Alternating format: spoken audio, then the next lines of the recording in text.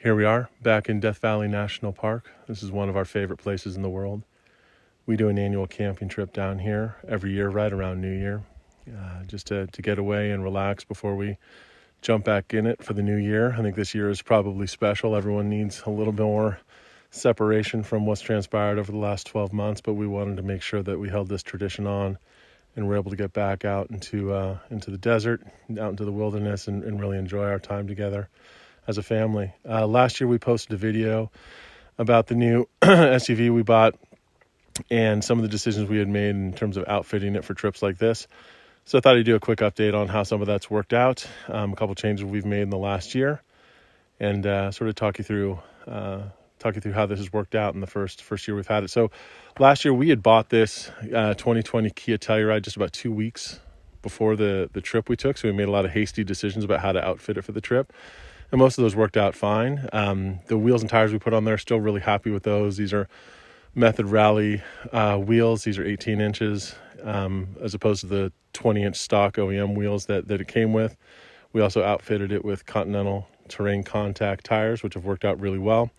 Again, this is our daily driver, so we wanted something that was going to be practical for driving around the city, but could also, come on trips like this. So we've put on about 14,000 miles in the last year, which is quite a bit given the fact that a lot of our travel plans for this year got thwarted by all the stay-at-home orders and such. But if you might remember, last year we had put a cargo basket up top, a Yakima Mega Warrior, which we'd had from our previous Subaru Outback. We had the spare tire up there along with a lot of our camping gear, and that worked okay. It was fine.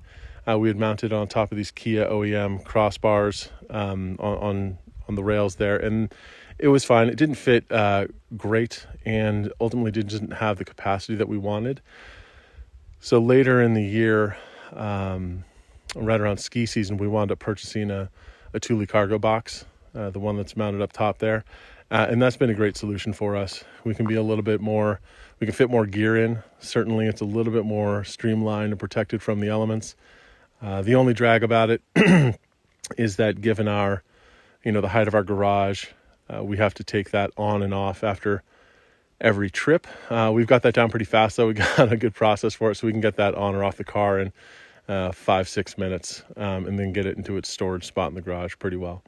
So that's what we're using for a lot of the gear. Up there we've got our recovery boards in case we get into some muck or some sand that we can't get ourselves out of, just in case.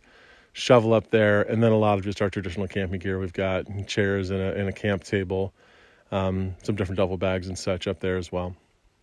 And what we did on the rear of the car is, instead of mounting the spare tire up top, we went and purchased a Wilco Off-Road Hitchgate Solo tire carrier, which has been great so far. The thing's kind of a beast. This is the high clearance version.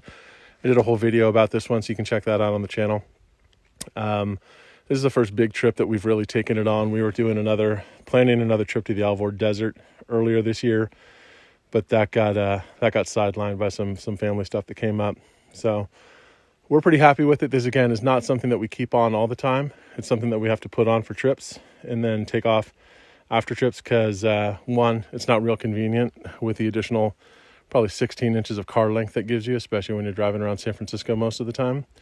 And it kills your backup camera, which is a little bit of a drag. So we put it on and off for these trips, which is just a few times a year. It takes about 30 minutes to get it on and off. We just got to find a better place to store it in the garage than we've had so far. Overall, the Kia's been a great solution for us. The Kia Telluride's been great for us. Hasn't been any major issues with it. A couple little nagging problems. I'd say the most significant one that we just had to go to the dealer for a couple times was the hood latch assembly failed, and so we weren't able to pop our hood, which is obviously a concern if you're going out into conditions like this. So we had to take it in a few times. It doesn't look like they've done a recall on it yet, but I expect that they might, because we understand this has been a problem for other owners as well. But overall, it's been a great SUV for the family so far. Again, this is the daily driver we have around the city. My wife uses it for all of her business travel, visiting job sites, and we're able to take it on camping trips like this and road trips elsewhere. So we're pretty happy with how everything turned out. the combination of the Wilco spare tire carrier on the back with the gas cans back there, and then the Thule cargo box up top, have made for a pretty good combination for carrying all the stuff that we need for this kind of trip or any other trip that we're likely to do. So we've been pretty happy with it so far. And looking forward to finishing up the back half of this trip, getting back on the road in a few days' time, and planning some more great trips for next year.